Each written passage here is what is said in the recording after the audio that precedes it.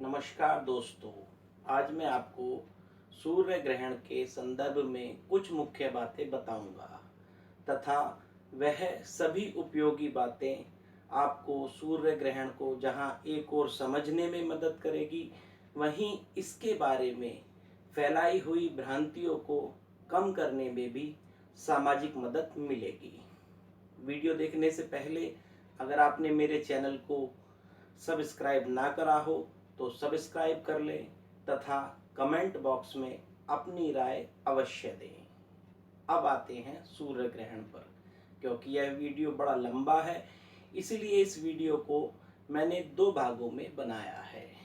सबसे पहले समझ के चलिए कि किसी भी व्यक्ति के लिए 5 ज्ञानेंद्रियां, 5 कर्मेंद्रियां, 11वां मन, 12वां बुद्धि तथा 13वां अहंकार होता है। अर्थात किसी भी स्त्री के लिए 12वां दिन और पुरुष के लिए 13वां दिन, क्योंकि पुरुष के अंदर अहंकार होता है, इसीलिए इसे हमने नियत करा है।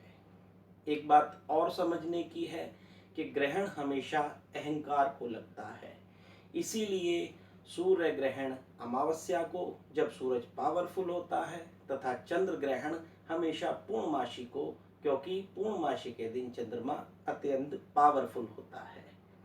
अब बात आते हैं मुद्दे की। जब किसी ग्रह की मृत्यु होती है तो हमेशा सूतक लगते हैं तथा जब किसी पितृ की मृत्यु होती है तो हमेशा पातक लगते हैं।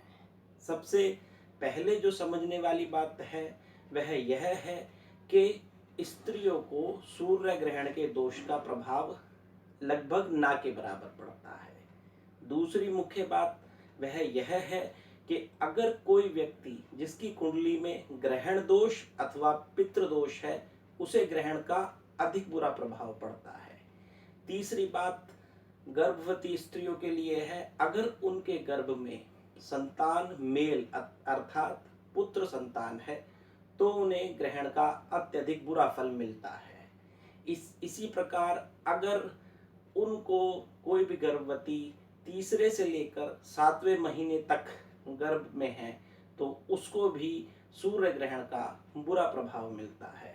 इसी के साथ साथ अगर हम देखें तो उन स्त्रियों को जो पुरुषों की भांति रहती हैं, अर्थात समाज में पद अथवा प्रतिष्ठा प्राप्त करे हुए हैं, उन्हें सूर्य ग्रहण का बुरा प्रभाव अवश्य मिलता है।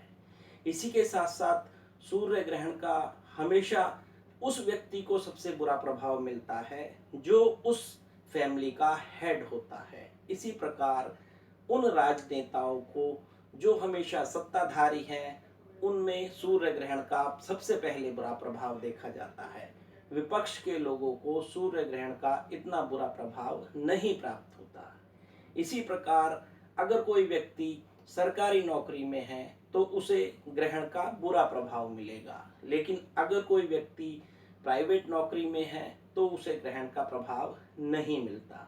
ठीक इसी प्रकार अगर कोई व्यक्ति जिसके ऊपर 7.5 चल रही है उस पर सूर्य ग्रहण का बुरा प्रभाव नहीं पड़ता, लेकिन अगर किसी व्यक्ति की कुंडली में पितृदोष, ग्रहण योग या फिर कालसर्प दोष है, उसके ऊपर सूर्य ग्रहण का बुरा प्रभाव अत्यधिक पड़ता है। ये कुछ मुख्य बातें मैंने आपको ग्रहण के संदर्भ में इसलिए समझाई क्योंकि अधिकतर लोग ग्रहण को ज्योतिषीय परिप्रेक्ष्य से कम और साइंटिफिक दृष्टि से ज़्यादा समझाने का प्रयास करते हैं। साइंटिफिक दृष्टि से समझने के लिए आप बहुत सारी वीडियो देख सकते हैं तथा विज्ञान की किताबों में अंदाज़ा लगा सकते हैं, लेकिन उनसे वैदिक ज्योतिष के आधार पर ग्रहण का जो विश्लेषण होता है उसके बारे में समझना आसान नहीं होता। अभी इतना ही। मैं अपनी दूसरी वीडियो में आपको बताऊंगा कि इस सूर्य ग्रहण का जो 21 जून को पड़ रहा है किन किन राशियों पर बुरा प्रभाव है तथा किस किस प्रकार के व्यक्ति, वह कौन से पद के, वह कौन से राजनेता अथवा वह कौन से उच्च पदों पर आसीन व्यक्ति हैं जिनको इस ग्रहण का सबसे ज्यादा नुकसान होगा। नमस्कार।